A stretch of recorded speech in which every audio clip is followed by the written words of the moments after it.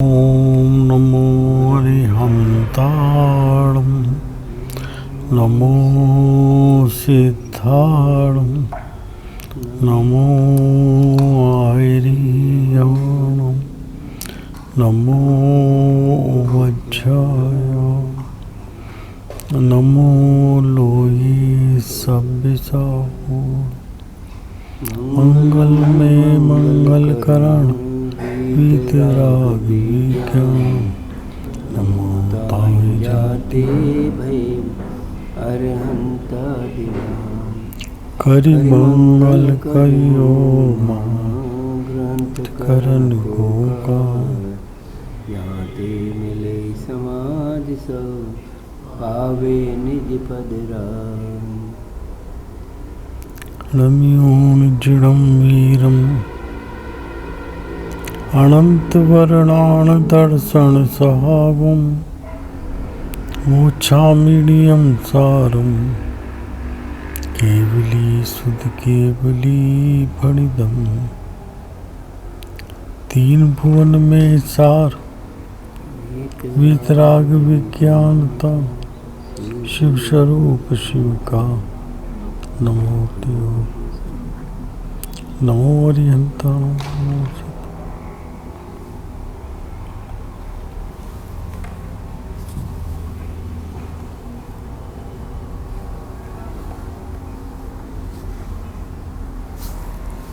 श्री मोक्ष मार्ग प्रकाशित। रफ्तार कुछ ज़्यादा धीरे चल रही है, थोड़ी तेज कर लीजिए। नहीं ठीक चल ठीक चल।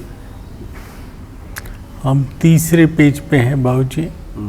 आचार्य उपाध्याय साधु के सामान्य स्वरूप अर्थात साधु के सामान्य स्वरूप। ये साधु कैसे साधु हैं? बाह्य में जिनके शरीर पर वस्त्र का तागा नहीं,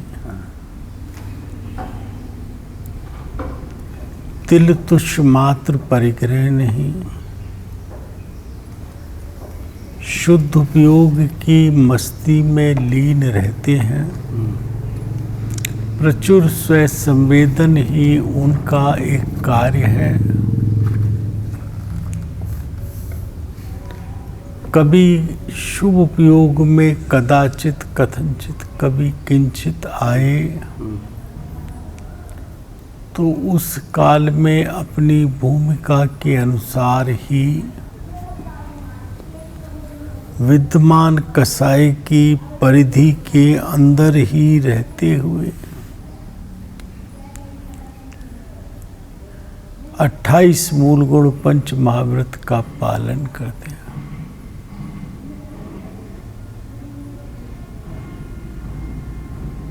कभी करुणा बुद्धि से किसी धर्म के लोलुपी जीव को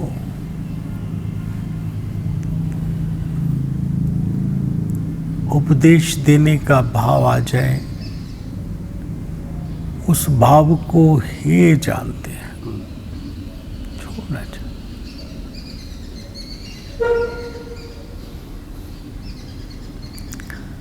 परमात्म प्रकाश में कहा न सुनाते हैं न सुनते हैं। न सुनाते हैं, सचिन जी ले रहे हैं, न सुनाते हैं न सुनते हैं। ऐसे महान साधु परमेष्ठी को नियम साधे है। कौन सी बात है? टोडरमल जी साहब ने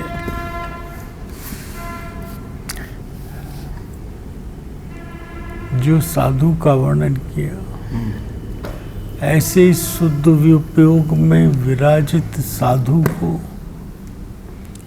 कुंद कुंदाचार्य देव ने, नग्न दिगंबर आचार्य ने, पंच परमागम के रचयिता ने और क्या नाम टीकाकार का पद्म प्रभुमलधारी देव मुनिराज ने उन्हें जिनेश्वर से किंचित न्यून कहा है और किंचित न्यून की अपेक्षा ये है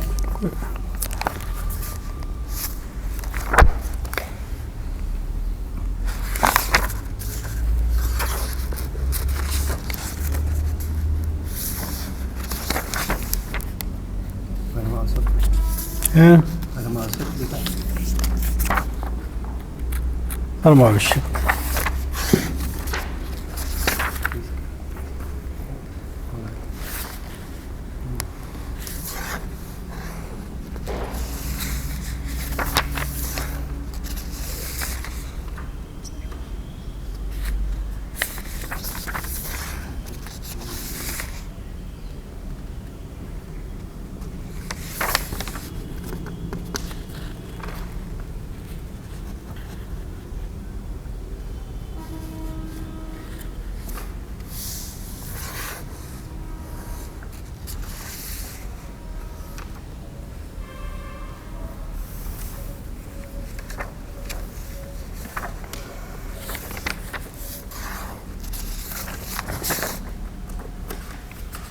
पता नहीं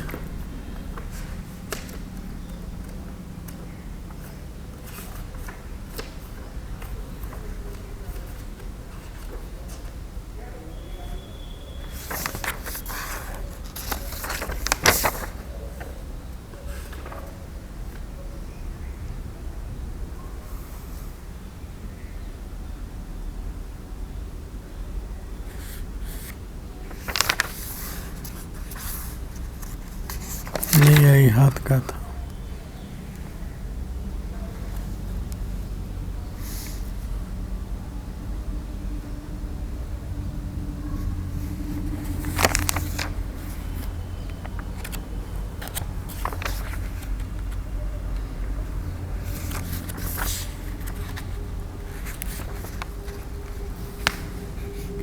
परम दिनेश्वर के साथ उसकी 146 आता है। परम दिनेश्वर की चाहिए जब तो 146 नंबर के रहता है। क्या है? निकालता हूँ।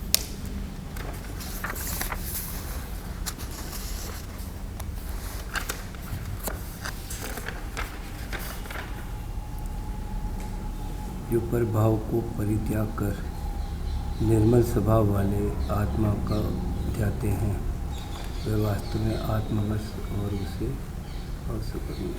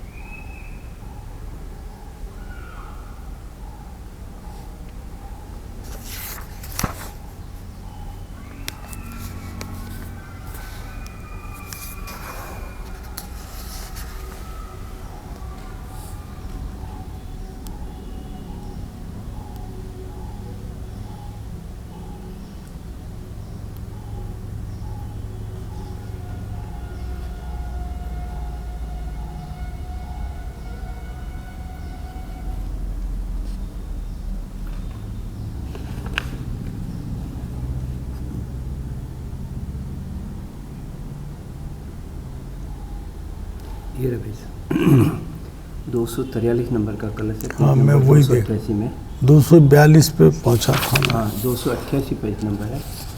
243 नंबर का है ना? हाँ, हाँ, जनवरी श्रेय दे अदे है। जो जीव अन्य हाँ बस, हाँ 100 क्या है 242 243 नंबर का कलश है। जो जीव अन्य वश हैं, जो जीव अन्यवश हैं, अन्यवश अर्थात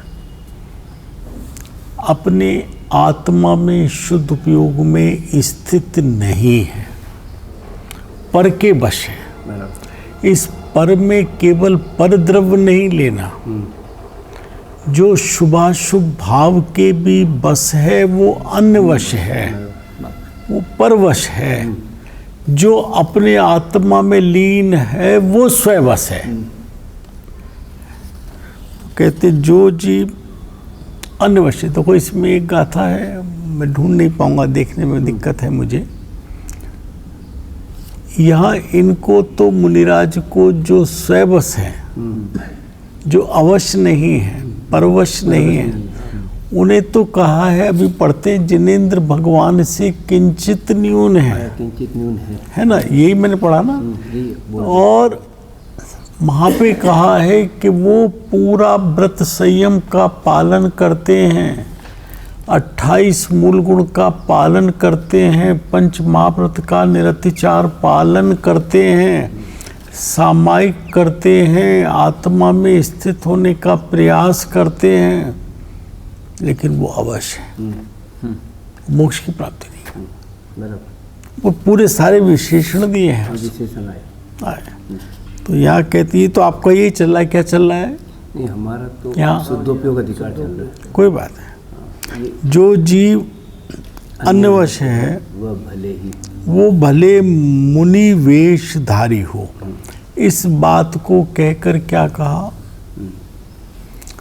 कि शावक और उसको भी अन्यवश नहीं होना, हमें भी अपने वश रहना है। हमें निरंतर अपने को तो आत्मचिंतन ही चाहिए। तथापि संसारी है, मुनि होने पर भी संसारी है। अन्यवश है तो संसारी। संसारी जो स्वयवश है वो मोक्ष मार्ग है, जो अन्यवश है वो संसारी है। दो ही मार्ग हैं, तीन मार्ग नहीं है, संसार का मार्ग और मोक्ष का मार्ग। अपने आत्मा के बस है, अर्थात आत्मा में स्थित है, वो मोक्ष मार्ग है।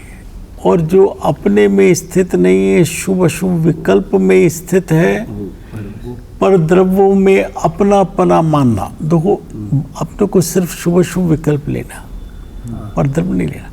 वो परद्रव्य तो मेरे लिए न संसार का कारण है न मोक्ष का कारण है। उसमें जो अपनापना माना वो संसार का कारण है, और उससे भिन्न हूँ ये जाना, माना, प्रतीति की, वो मोक्ष का कारण है। तो मानने की बात है। अन्यवश है वह चाहे मुनि वेशधारी हो, तथापि संसारी है, नित्य दुख का भोगने वाला है। जो जीव स्वयवश है, यानी आत्मा में रत है, वो जीवन मुक्त है, से ही मुक्त एवं। कुंद अमृतचंद आचार्य देव ने कहा है, जिनेश्वर से किंचित न्यून है। या किंचित न्यून की जो मुझे समझ में आती है, मैंने नहीं सुना है भाई, गुरुदेव श्री का, वो भी तीन काल तीन लोक को जानता है, परोक्ष जानता है। और केवल ज्ञानी जिनेश्वर देव प्रत्यक्ष जानते हैं। बस इतना अंतर है और कोई अंतर नहीं। इस अपेक्षा किंचित थोड़ा सा नहीं। जानता वही है, जानता वैसा ही है जैसा केवली जानता है। वो भी उन तत्वों को उन तत्व के स्वरूप रूप जानते हैं, वो भी वैसा ही जानता है। स्वयं को स्वरूप जानता है, पर को पर रूप जानता है। वो भी स्वयं के अंदर मग्न होता है, तन्मय होता है, परम को जानता है, तन्मय मग्न नहीं होता है। और केवली सर्वज्ञ जिनेश्वर देव परमात्मा, वो तीन काल तीन लोक को जानते हुए मग्न और तन्मय स्वयं में रहते हैं, परम में नहीं। बस इतना ही है परोक्ष और प्रत्यक्ष का भेद। इसलिए कहा किंचित न्यून है, अर्थात उसमें जिनेश्वर देव की अपेक्षा थोड़ी सी कमी है ना। तो यहाँ पर टोडरमल जी साहब ने जो साधु का स्वरूप की बात की है, वो ऐसे साधु की बात की है जो अवश नहीं है, परवश नहीं है, स्वयवश है, अर्थात स्वयं में स्थित है, बसा है, जिसका वास स्वयं में है। ऐसे स्वयवश परमेष्ठी महाराज मुनिराज की बात की है। यहां तो ये कह दिया शुद्ध उपयोग होने पर भी, भाई जी लौड़िया जी थोड़ा कठिन, झेलने वाली कठिन है। शुद्ध उपयोग होने पर भी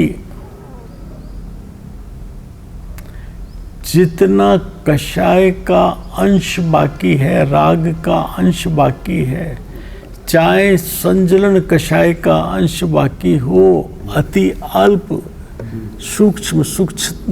सूक्ष्मतम होता हुआ भी ऐसी स्थिति तक पहुंच गया हो कि श्रेणी मांडे, लेकिन जो अबुद्धि पूर्वक का भी राग है 10वें गुण स्थान तक, 11वें में उपशम हुआ है, चाहे है सत्ता में है, सत्ता से गया है 12वें में। वो जितना राग है शुद्ध उपयोग में लीनता के काल में भी वो उतना परवश है, अवश है, उतना परवश है। दो धाराएं चली ना, एक शुद्ध धारा एक अशुद्ध धारा, एक मोक्ष मार्ग एक संसार। साधक की दोनों धारा। तो साधक जी, वो मुनिराज साधक है, मुनिराज अभी साधक है, साधक ही है। वो बाधक पूरी तरह अवश है और साध जो है पूरी तरह से स्वबस है। और साधक जितना राग है उतना अवश है और जितनी शुद्धि है उतना स्वबस है।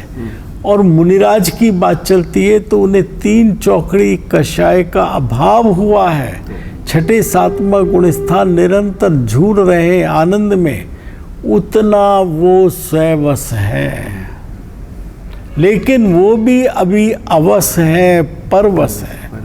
यदि वो तुम्हारी जो निधि है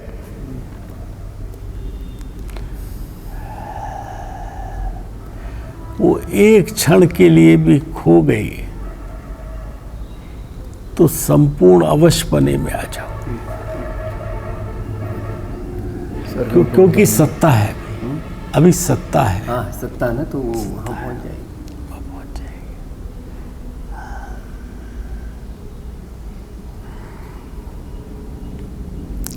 इसीलिए कहा है 81 गाथा में है, शायद 81-82 में प्रवचन सार, वो निरंतर जागृत रहता है। कौन जागृत रहता है?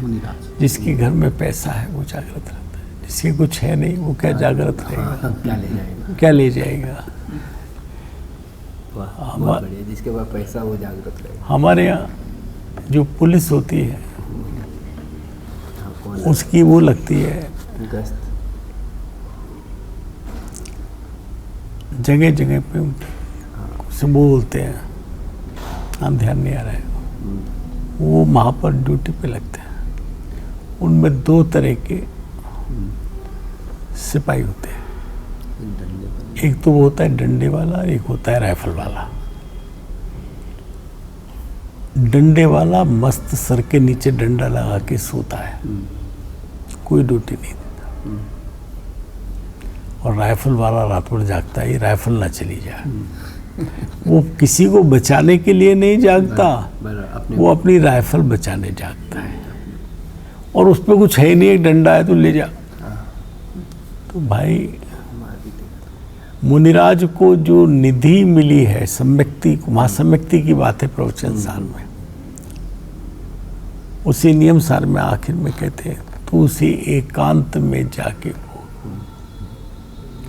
क्योंकि यदि तू इनके बीच में चला गया, शावकों के बीच में, तो तेरी निधि लुट जाएगी, तुझे ये कंगाल कर देंगे। वो तुझे बहुत कठिनाई से मिली है, तुझे हर समय एक क्षण के लिए भी प्रमादी नहीं होना है, जागृत रहना है। एक दिन सचिन जी बता रहे थे, मेरा तो पड़ा हुआ नहीं है, धबला में छठखंडागम में महावीर भगवान की जो उन्होंने गणधर परमात्मा को आखिरी देशना दी, उसमें कहा हे गणधर, हे गौतम। अब वो मैंने पढ़ के तो नहीं देखा है, लेकिन उसमें कोई दोष नहीं लगते हैं। तू एक क्षण के लिए भी प्रमादी नहीं होना, बस एक समय मात्र के लिए प्रमादी नहीं होना। और हम जो बहुत शास्त्र अभ्यास कर रहे हैं सुधीर जी, चर्चा अंतरंग में एकांत में बैठ के विचार करके देखो,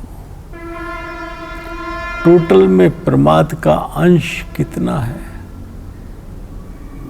और चेतना का अंश कितना है, जागृतता का अंश कितना है।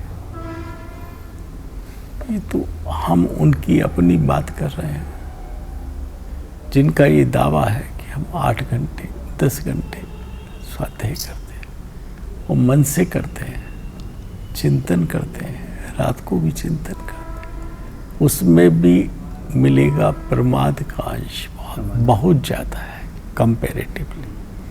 और महावीर भगवान कहते हैं गणधर से एक क्षण मात्र के लिए प्रमादी नहीं होना, ये तेरी निधि लूट जाएगी, लूट ली जाएगी, जागते रहना।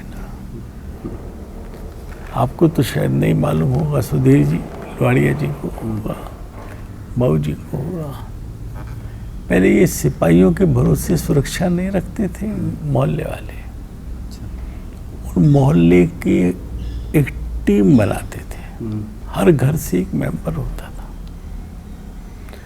उसमें ड्यूटियां लगती थी कि संडे को ये 10 लोग, मंडे को ये 10 लोग, और वो पूरी रात 11 से 5 बजे तक पहरा देते थे, 4 बजे तक जागते रहो ऐसा बोलते थे। तो यहाँ आचार्य कह रहे हैं कि तू जागता रहे, वरना तेरी निधि खो जाएगी, चुर जाएगी, चली जाएगी, तू हाथ मलता रह जाएगा।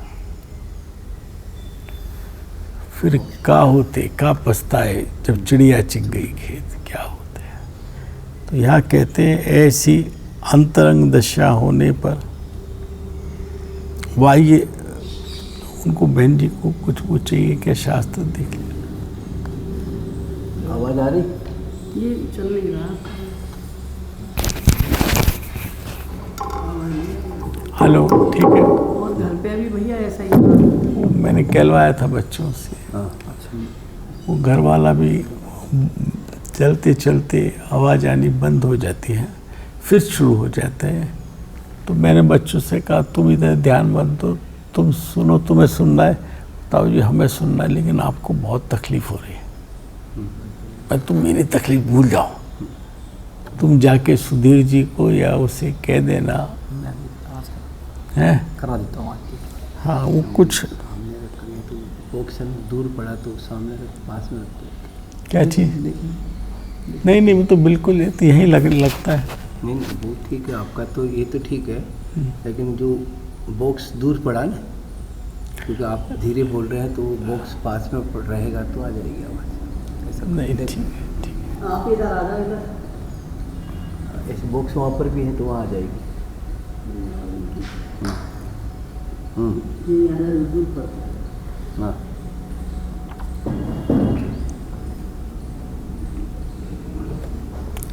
बेटा पुस्तक देख लेना। हाँ पुस्तक दे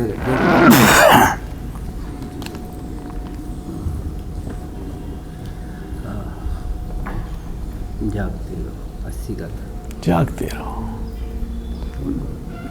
क्योंकि एक क्षण वही है, मोक्ष शास्त्र में जो एक क्षण के लिए अगर सो गया, जो व्यवहार में सो वो अलग अर्थ है, वो अलग अर्थ है, वो जो अर्थ है वो अलग है।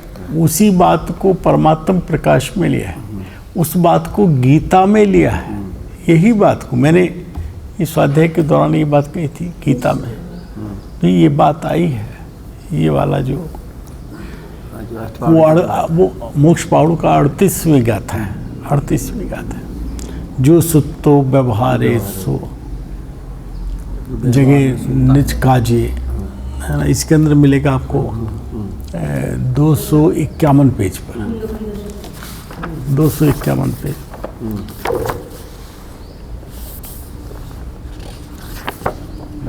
जो सुतो व्यवहार सो जोई जग गई जानो, जो जागत व्यवहार सो सुतो अपने जो सुतो व्यवहार, जो व्यवहार में सोता है, सुनो बस नीचे मत पढ़ो, मूल श्लोक पे रहो।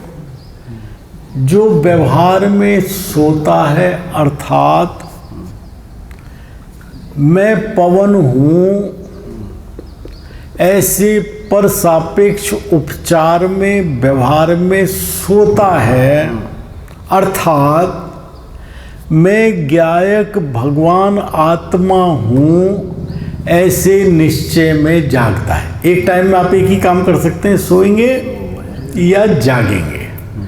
तो जो जीव व्यवहार में सो गया है, परद्रव्य से अपने को भिन्न स्वीकार किया है, सोने का मतलब परद्रव्य से सुप्त मृतक जैसा हो गया है, मर गया है पर के लिए, स्त्री पुत्र मकान के लिए मर गया है, मेरा है ही नहीं, अंश मात्र नहीं। सो जोई, वो जोगी, योगी, वो योगी हो गया जिसने ये भेद विज्ञान हो गया कि ये मैं नहीं हूं, ये मैं हूं, वो उसी समय योगी हो गया। वो योगी होकर क्या करता है? जगे सकत जम्मी, वो अपने कार्य में जागता है। हम अपने कार्य में सोते हैं, हम योगी नहीं भोगी हो रहे हैं। अपने कार्य में सोते हैं और मैं पवन हूँ, मैं घर को पालता हूँ, ये मेरी पत्नी है, ये मेरा पुत्र है, ये मेरा पैसा है, ये मेरा मंगलायतन है, ये सब व्यवहार कार्य है, ये व्यवहार में जागना है।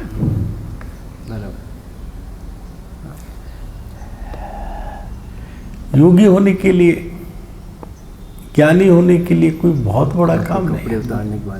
यहाँ वो उसकी तो बात ही नहीं है अभी, वो तो बात ही नहीं है, वो तो बहुत आगे की बात है। तू मैं ये हूँ, बस ये मैं हूँ ऐसा अनुभव कर। क्षण भर निज रस को पी चेतन, एक बार अनुभव कर, वेदन कर कि ये मैं हूँ, और अनादि से जिसे ये मान रहा हूं कि ये मैं हूं वो मैं नहीं हूं, ऐसा श्रद्धान ला, ऐसा श्रद्धान ला, और ये मैं हूं ऐसी प्रतीति कर, अनुभव कर। इन दोनों में अंतर है। श्रद्धान से प्रतीति होगी, लेकिन श्रद्धान क्या लाना है? जो मैं मान रहा था वैसा नहीं है, ऐसी श्रद्धा करना, तो प्रतीति होगी। तो फिर मैं कुछ तो हूं, कहीं ना कहीं तो मैं हूं।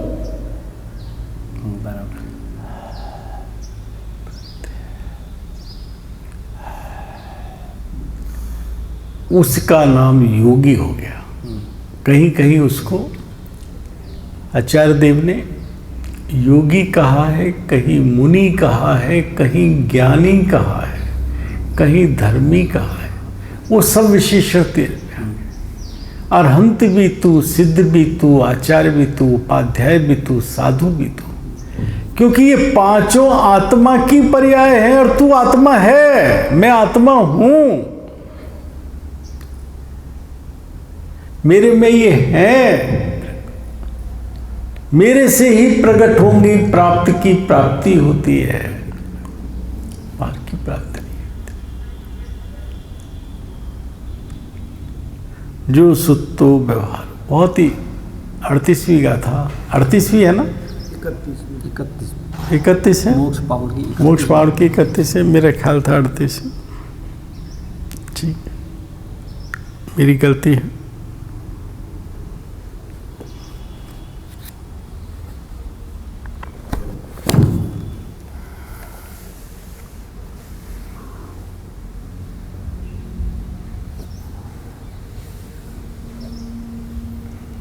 बाह्य दिगंबर सौम्य मुद्राधारी हुए हैं, शरीर का संवारना आदि विक्रियाओं से रहित हुए हैं, वन खंड आदि में वास करते हैं, जागृत रहते। मुनि की अल्प निद्रा कही ना, अधिकतम अगर पूरी कर ले तो मिथ्यात्व में आ जाए।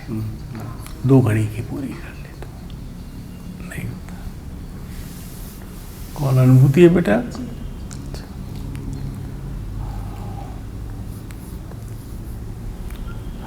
28 मूल गुणों का अखंडित पालन करते हैं, 22 परिसयों को सहते हैं, 12 प्रकार के तपों को आदरते हैं, कदाचित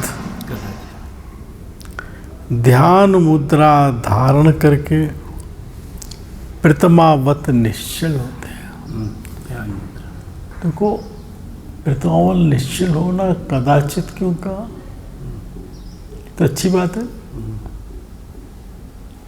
क्योंकि साधु की दशा में अभी वो स्थिति नहीं है। मैक्सिमम स्थिति अंतर्मुहूर्त है प्रतिमावत होने की। उपल खाल खुजावते 6 डाला में कैसे होते हैं मुनिराज? जंगल के अंदर बैठे हैं, शरीर का कंपन भी नहीं है, अभी योग है, लेकिन मन वचन काय का योग है, लेकिन इतना निष्पन्द, इतना हल्का पड़ गया है कि शरीर पत्थर के समान है। और जिस प्रकार जंगल में हिरण कोई बड़ी शिला देख के अपना बदन रगड़ के अपनी खाज खुजा लेता है, उनकी निश्चलता देखकर उन्हें पत्थर समझकर हिरण अपनी खाज खुजा लेते हैं। उनके हाथ में जो ओस की बूंद आ गई, उन ओस की बूंदों को पक्षी पानी पी लेते हैं, ये मान के कोई कटोरी है। मुनिराज निश्चल प्रतिमावत हो जाते हैं। ऐसा नहीं है कि उनको बाहर का ज्ञान खत्म हो जाता है। अगर बाहुबली स्वामी 1 वर्ष तक प्रतिमा योग धारण करके जब बेले चढ़ गई, दीमक चढ़ गई, सर्पों ने बॉबी बना ली, तो उन्हें ज्ञान नहीं था। ऐसा नहीं, क्योंकि निश्चल दशा तो 2 घड़ी से ज़्यादा हो ही नहीं सकती थी, वरना केवल ज्ञान प्रकट हो गया होता। हो सकता है उतनी भी ना रहती हो, क्षण क्षण में ज्ञान में उपयोग बाहर जाता हो। लेकिन इसका मैं कुछ सुधारूं, ये बेल हटाऊं, ऐसा भाव नहीं आता। उसे प्रतिमावत निश्चल दशा। इसके अंदर कहा ना टोडरमल जी साहब ने 7वें अधिकार में, निर्विचार होने का नाम निर्विकल्प नहीं है, फिर तो जड़ हो जाएगा। जहां विचार है वो रागादि रहित है, उसका नाम नहीं। विकल्प यानी राग, राग से रहित चिंतन विचार। अगर राग नहीं है, अगर उसमें राग का अंश और कड़का भी है तनिक सी, तो वो निर्विकल्प नहीं है भाई जी। कितना भी मंद कषाय हो, अरे उसमें कहते हैं रहस्यपूर्ण चिट्ठी में, बाहर में कैसे भी शोर आदि शब्द सुनाई देते हो, लेकिन उस आत्मानुभव के काल में उसे कुछ नहीं सुनता है। लेकिन उससे पहले कहते हैं शुद्धो अहम बुद्धो अहम एको अहम ज्ञानो अहम ज्ञायको अहम। इतना अंदर तन्मय होता है कि अंदर से पैर के अंगूठे से ऊपर तक आनंद की तरंगे आने लगते हैं, आंखों से अश्रुपात होने लगते हैं, रोंगटे खड़े हो जाते हैं। लेकिन वो मिथ्यात्व दशा है सुधीर जी। वो अभी अपने को विचारना यह है कि जब मंद कषाय में, मंद की कषाय की अति मंदता के अंदर भी इतना आनंद है, तो जहां मिथ्यात्व नहीं है, आत्मा का सीधा स्व संवेदन, प्रत्यक्ष स्व संवेदन है, उस समय वो कौन सी जाति का, यहां आनंद है लेकिन जाति भिन्न है। टोडरमल जी ने कहा है वो जाति भिन्न है। जो सूर्य मेघ पटल से ढका है, एक किरण कहीं से आई तो उसकी मंदता है, जाति वही है, जाति में अंतर नहीं। लेकिन यहां मिथ्या दृष्टि के आनंद में और सम्यक दृष्टि के आनंद में जाति में अंतर है। इसके आनंद को आप देव सुरेंद्र आदि के आनंद से तोलना हो तोल लो, लेकिन ज्ञानी से नहीं तोल सकते। उसकी जाति अलग है, वो अतीन्द्रिय है, ये इंद्रिय है, ये विनाशिक है, वो अविनश्वर है। वो स्वानुभूति से हुआ है, परानुभूति से हुआ है, वो स्व के आलम्बन से है, ये पर के आलम्बन से। उस काल में ही वहां तक पहुंचा, वापस ना लौटे। उस काल में ही ये मैं हूं, शुद्ध हूं, बुद्ध हूं, ये विकल्प भी छूट जाए। ये शब्द है रहस्यपूर्ण चिट्ठी में भैया जी, ये विकल्प भी छूट जाए, बस आत्म चिन्ह मात्र आत्म भासने लगे। मैं हूं ये नहीं, ये पक्ष भी नहीं, ये नहीं हूं ये पक्ष भी नहीं, और ये हूं ये पक्ष भी नहीं। मैं हूं तो हूं। 271 का था वो है कलश, ज्ञाता ज्ञान गे। 271 या 272, बस इतना अंतर हो सकता है। वो तीनों में ही हूं। वो जो जानने की क्रिया पर्याय वो मैं, वो मुझसे तन्मय है, वो पर से तन्मय नहीं है। उसने क्या जाना, उसने स्वयं को जाना, तो मैं गे। और वो जानने वाला कौन? मैं, ज्ञाता भी मैं, गे भी मैं, ज्ञान अभिन्न दशा।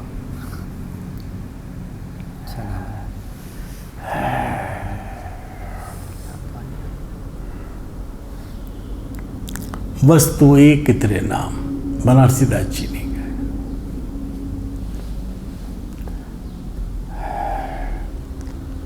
कदाचित ध्यान मुद्रा धारण करके ये पर की उपेक्षा करके, अपने में उदासीन होकर के वो ध्यान, भाई जी आपके मित्र थे ना दीपक जी भाई साहब, डॉक्टर साहब, मैंने कहा नहीं, सचिन जी ने थोड़ा कहा उनसे, ध्यान करेगा किसका? सुधीर जी किसका ध्यान करोगे? किसका ध्यान करोगे? हैं? ध्येय हो तो ध्यान हो। हाँ, मेरा प्रश्न है किसका ध्यान करोगे?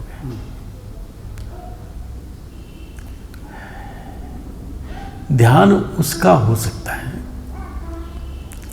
या तो पहले कभी उसको जाना, देखा, अनुभवा हो।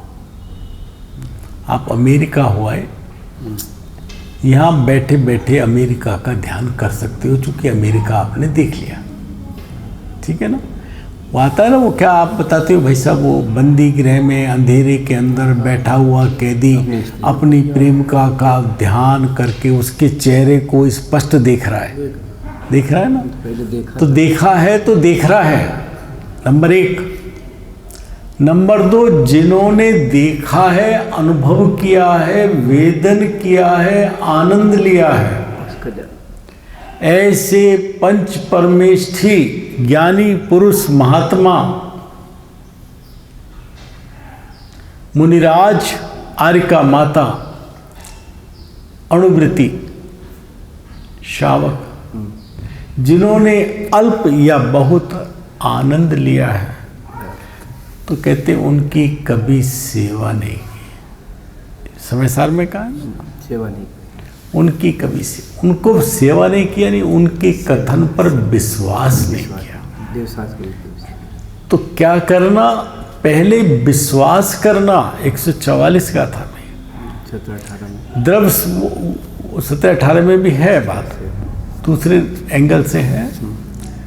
माँ 144 में स्पष्ट है कि प्रथम द्रवश्रुत के आलंबन लेकर आत्मा को जानना। माँ जानना है विकल्प रूप, जैसा जिनवाणी में कहा है वैसा विश्वास करना। फिर अगली लाइन है, उसकी प्रगट प्रसिद्धि के लिए। उससे सेटिस्फैक्शन नहीं हो रहा मेरा, मुझे तो अनुभव चाहिए, वेदन चाहिए। तो फिर क्रिया बताएंगे क्या करना है। मति ज्ञान को कैसे आत्मसम्मुख करना, शुद्ध ज्ञान को कैसे आत्मसम्मुख, और बस जहां चिन्मात्र भासने लगे, माँ भी चिन्मात्र भासने लगे। चित्त चेतन चमत्कार मात्रो अहम, निर्विकल्पो अहम, निर्विकारो अहम, निर्द्वंदो अहम, निर्ममत्तो अहम, शुद्ध चेतन मात्रो अहम। शुद्ध, इसके अंदर अनुभव हो गया शुद्ध शब्द में।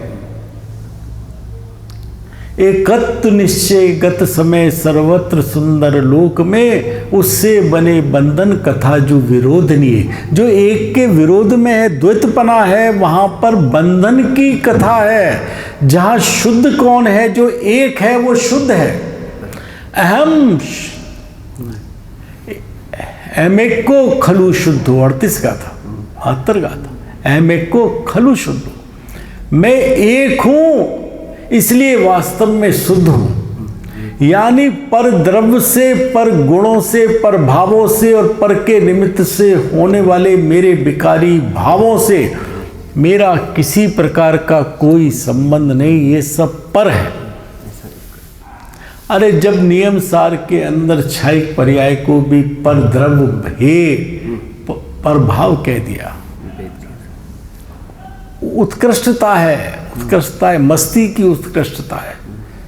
मुझसे अलग नहीं है वो, केवल ज्ञान मेरी ही पर्याय में है, मुझसे ही तन्मय है।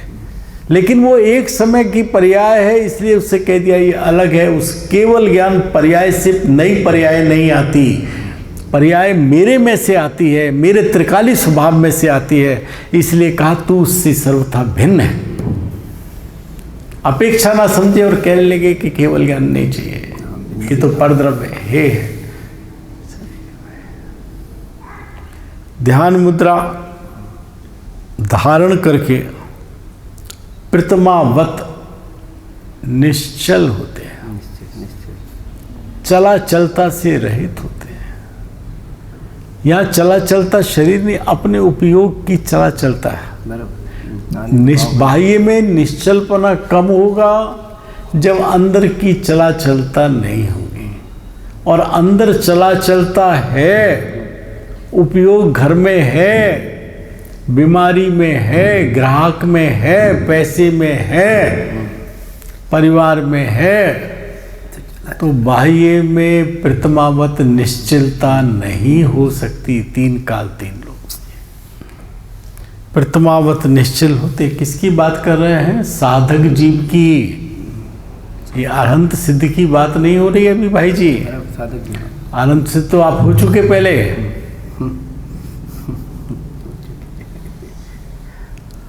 कदाचित अध्ययन आदि बाह्य धर्म क्रियाओं में प्रवर्तित हैं। वहाँ प्रवर्तते हैं और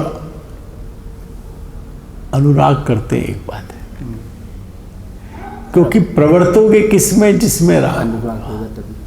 रोटी किसके लिए लाओगे? जिसके लिए अनुराग होगा। पैसे किसके लिए लाओगे? मकान किसके लिए बनाओगे? ये बाबूजी मुझे तो देंगे नहीं, कुछ मकान बना के घर में कुछ पैसे नहीं देंगे। जिससे अनुराग होगा उसे देंगे। क्यों? अनुराग तो वहाँ प्रवर्तते हैं।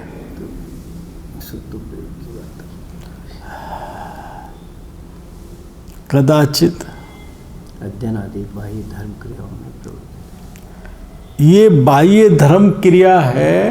इसी नियम सार में वो सारों का नाम लिया है आचार्य पद्म प्रबलधारी ने। 144 नियम सार दिया था। अब शुद्ध इसमें हैं 144 का था लिया है, न्याय सबका नाम लिया है। संयत लिया है और क्रिया देख लेते हैं, यही मेरे 142 से 40 तक मैंने 144 की टीका में देख लेते हैं भाई। साधु का अवश्य टीका में। पड़ी हुई है मेरे इस समय एकदम मेरा इतना वो नहीं है क्षोभ सब। जो जीव संयत रहता हुआ वास्तव में शुभ भाव में चढ़ता प्रवृत्ता है वह अन्य बस है। देखो, जो श्रमण वास्तव में जिनेंद्र के मुखारविंद से निकले हुए परम आचार शास्त्र के क्रम से रीति से सदा संयत रहता हुआ मुनि धर्म का अखंड पालन करता हुआ शुभोपयोग में चरता प्रवर्तता है। करना तो शुद्धोपयोग में रहना था, लेकिन शुभोपयोग में भी विचरण करता है, प्रवर्तता है। व्यवहारिक धर्म ध्यान परिणत रहता है। अष्टमूल गुण और पंच महाव्रत के 28 मूल गुण उनकी बात है, परिणत रहता है। इसलिए चरण करण प्रधान है। व्यवहार शुभ उपयोग में प्रधान है। वो दोनों ही दुख के देने वाले हैं, शुभ उपयोग हो या शुभ उपयोग हो। स्वाध्याय काल का अवलोकन करता हुआ, जो अकाल काल है उसमें स्वाध्याय नहीं करेगा। स्वाध्याय काल का अवलोकन करता हुआ स्वाध्याय योग काल का ध्यान रखकर स्वाध्याय किया करता है। प्रतिदिन भोजन करके चतुर्विध आहार का प्रत्याख्यान, भोजन किया और 24 घंटे के लिए प्रत्याख्यान त्याग कर दिया करता है।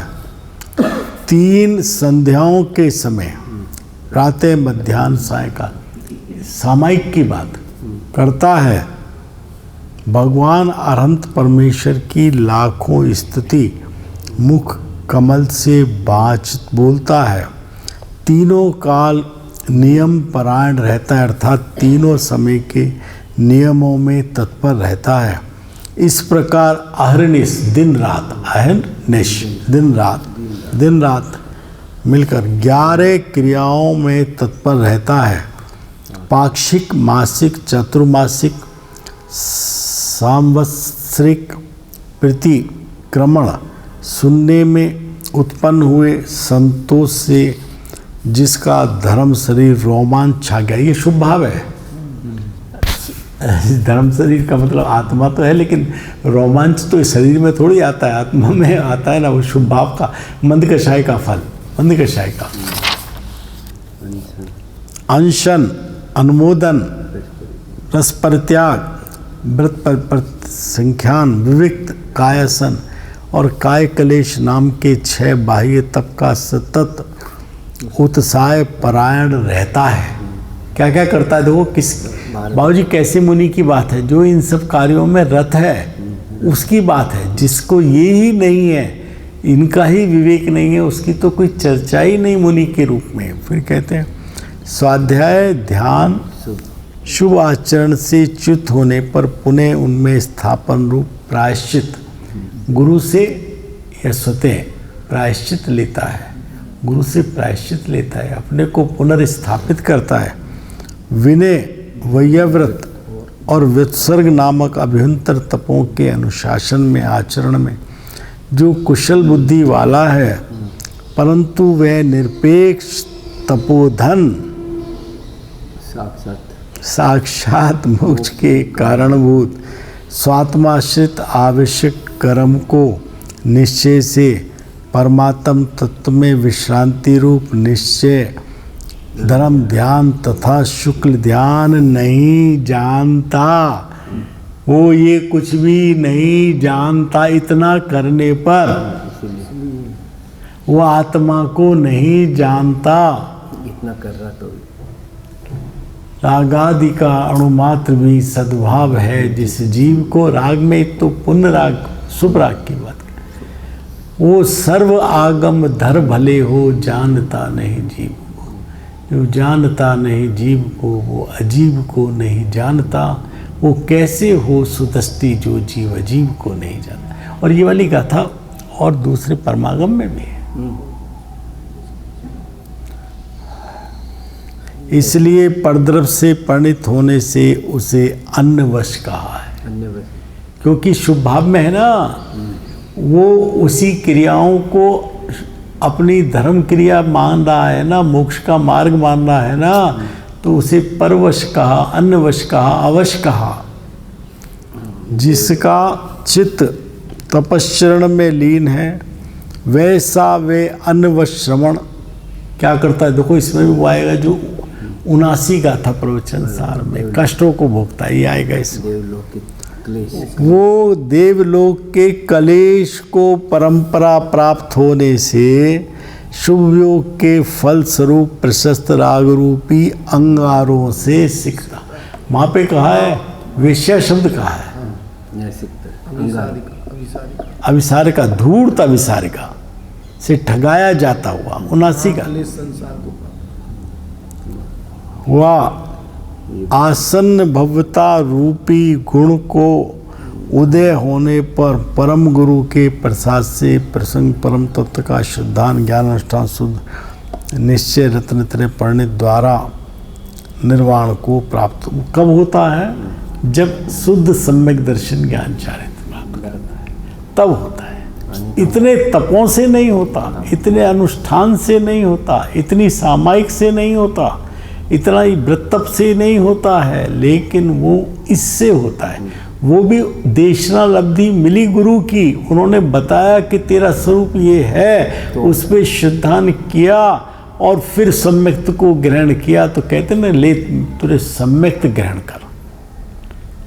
कोई ऐसी चीज़ है जो तू ले ले हाथ में, मैं तुझे दे दूँ, कहते हैं तुझे सम्यक्त। मुनिराज आते हैं देवलोक से, भगवान के समोषण से अपने पूर्व भव के को राजा को वो भूख भूमि में है, आज्ञा लेके जाते हैं कि हम मत जा सकते, हम तुझे सम्यक्त देने आए। अब तू मने नहीं करना, तो सम्यक्त को लेना, ग्रहण करना, इसी समय ग्रहण करना। ये कल का बहाना नहीं लगाना, मैं कल लूँगा, जिसने ये काम मैं कल करूँगा वो कभी नहीं करेगा, कभी नहीं करेगा। तत्क्षण तत्काल जगति, जगति शब्द छैठाला में भी है, जगति शब्द समय सार में भी। बराबर। जब लो न रोग जरा गए, तब लो जगति निज हित करो। जब बुढ़ापा रोग घेर लेगा तो तू हित के लिए दूसरे की तरफ टुकुर टुकुर देखेगा, लेकिन कोई तुझे नहीं मिलेगा तेरा सहायता करने वाला। इसलिए वो दशा आए उससे पहले अपना हित कर ले। ये हो गया ना पूरा भैया। कदाचित मुनि धर्म के सहकारी शरीर की स्थिति के हेतु, शरीर की स्थिति के लिए, लेकिन कैसा योग्य आहार, अयोग्य नहीं, उद्दिष्ट नहीं, अनुद्दिष्ट ही होगा तो लेगा, प्राण जाए जल की बूंद नहीं लेगा। योग्य आहार विहार होगा, शब्द आगे, विहार आदि क्रियाओं में सावधान होते हैं, है ना। तो ये सामान्य स्वरूप था, तो यहाँ ये इसके नीचे नमस्कार नहीं किया है। आचार्य उपाध्याय साधु में नमस्कार किया है, बाद में ऊपर अरहंत और सिद्ध में नमस्कार किया है। ऐसे जैनी मुनि हैं, उन सब का ऐसी ही, उन सब की जो जैनी मुनि है उसकी ऐसी ही ऊपर वर्णित ऐसी ही तीन काल तीन लोक में ऐसी ही अवस्था होती है, इससे अलग अवस्था नहीं होती। किसी से पूछना नहीं, जिनवाणी कहती है ऐसी ही अवस्था होती। हो गया होगा टाइम।